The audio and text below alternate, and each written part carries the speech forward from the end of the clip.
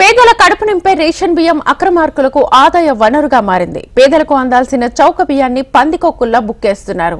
కార్డుదారులకు ration చేరకముందే దోపిడీ జరుగుతోంది. Ration మాఫియాకి రాజకీయ నాయకుల అండదండలు పుష్కలంగా ఉండడంతో యథేచ్ఛగా అక్రమ దందా సాగిపోతోంది. పేదల కడుపు నింపడానికి ప్రభుత్వం పెద్ద ఎత్తున ప్రజాధనాన్ని ఖర్చు చేస్తుంటే ఈ బియ్యంతో కోట్లు దండుకుంటున్నారు అక్రమార్కులు. ప్రకాశం జిల్లాలో యథేచ్ఛగా సాగుతున్న అక్రమ రేషన్ దందాపై హెచ్ఎంటీవీ ప్రత్యేక కథనం.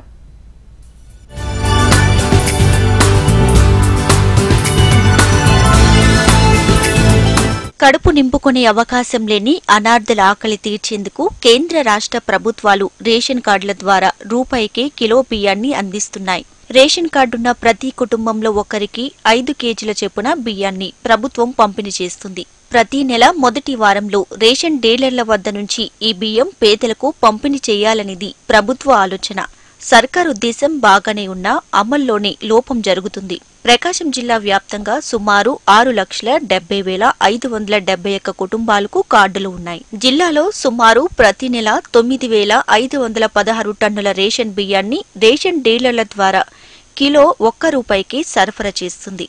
ఇది ప్రభుత్వ లెక్కల ప్రకారం పేపర్పై ఉండేది.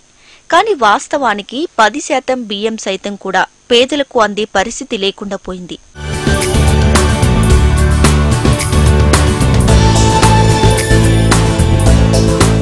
రేషన్ బియ్యం అక్రమ వ్యాపారం చాలా పకడ్బందీగా జరుగుతుంది. ఇందుకు అక్రమార్కులు పెద్ద ప్లానే చేశారు. రేషన్ బియ్యంపై ప్రజల్లో చెడు అభిప్రాయాన్ని కల్పించారు. రేషన్ బియ్యం తింటే ఆరోగ్యానికి మంచిది కాదని, రేషన్ బియ్యం గింజలు లావుగా ఉంటాయని, జీర్ణం అవ్వదని అపోహలు కల్పించారు. దీంతో రేషన్ కార్డుతో వచ్చే బియ్యాన్ని సొమ్ము చేసుకోవడానికి పేదవారిని అలవాటు చేశారు. ఇందుకోసం పెద్ద నెట్వర్క్ ని మెయింటైన్ చేస్తున్నారు.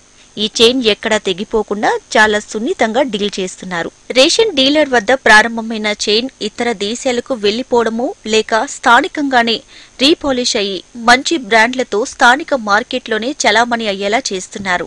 మనకు తరచుగా వస్తున్న వార్తలు రేషన్ బియ్యం డైవర్ట్ అవుతున్నాయి, బ్లాక్ మార్కెట్ పెడుతున్నాయి అన్న ఆరోపణ చాలా ఎక్కువగా ఉంటుంది. అందువల్ల మేము మా నిఘా టీం తోటి పటిష్టమైన నిఘా నిర్వహిస్తున్నాము. అయితే జరుగుతున్నది ఏమిటంటే, యాక్చువల్గా బియ్యం ఎవరైతే తీసుకుంటున్నారో వాళ్ళలో ఆ బియ్యం వాడని వాళ్ళు బయట మార్కెట్కి అమ్మేయడం జరుగుతుంది. ఇటువంటివన్నీ కూడా సేకరించి వీటిని డైవర్ట్ చేస్తున్నారు. కానీ రేషన్ షాపుల నుంచి కానీ ఎమ్మెల్యేస్ నుంచి కానీ డైరెక్ట్గా డైవర్ట్ చేయటం అనేది నివారించగలిగాము. కానీ ఇది మేము నివారించలేకపోతున్నాము. ప్రజల్లో కూడా ఒక ఇది రావాలి, ఇచ్చే బియ్యం మంచి బియ్యం, ఇందులో పౌష్టికాహారానికి సంబంధించిన ఫార్టిఫైడ్ బియ్యం కలుపుతున్నారు కాబట్టి ఈ మనం వాడుకుందాం అన్న స్పృహ వాళ్ళకి రావాలి. కానీ అది రావటం లేదు. వాళ్ళు ఎక్కడికక్కడ బియ్యం అమ్మడం వల్ల ఇవన్నీ సేకరించి వివిధ రేవు పట్టణాల ద్వారా బయటికి పంపించే ప్రయత్నం జరుగుతుంది. ఇదంతా పబ్లిక్ గా జరిగే వ్యవహారమే అయినా సంబంధిత అధికారులు ఏమీ చేయలేని పరిస్థితి.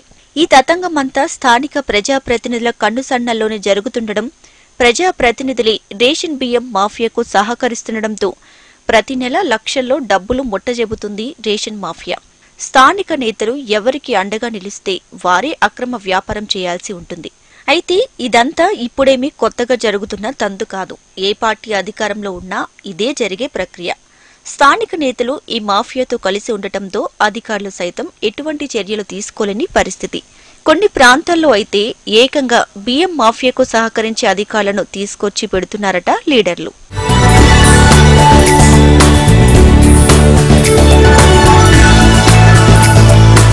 ఉమ్మడి ప్రకాశం జిల్లా అంతటా ఈ రేషన్ మాఫియా జరుగుతున్నా కాస్త ఎక్కువగా రేషన్ అక్రమ వ్యాపారం జరిగేది మాత్రం సంతనూతలపాడు, కణిగిరి, ఎర్రగొండపాలెం, గిద్దలూరు, కందుకూరు, పర్చూరు, అద్దంకి ప్రాంతాల్లో అధిక మొత్తం జరుగుతూ ఉంటుంది. ఇందుకు కారణం అక్కడి ప్రజల్లో గట్టిగా ప్రశ్నించే శక్తి లేకపోవడం. ప్రస్తుతానికి వైసీపీ నాయకులే చాలా చోట్ల ఈ వ్యాపారాలు నిర్వహిస్తున్నారట. ప్రభుత్వం మారడంతో సెకండ్ గ్రేడ్ నాయకులంతా రేషన్ మాఫియా పగ్గాలు తమకు అప్పగించాలని స్థానిక ఎమ్మెల్యేలపై ఒత్తిడి పెంచుతున్నారట. తమకు ఎన్నికల్లో సహకారం చేసిన వారిని ఏరికోరి మరీ దందాలో భాగస్వాములను చేస్తున్నారన్న ఆరోపణలు వినిపిస్తున్నాయి.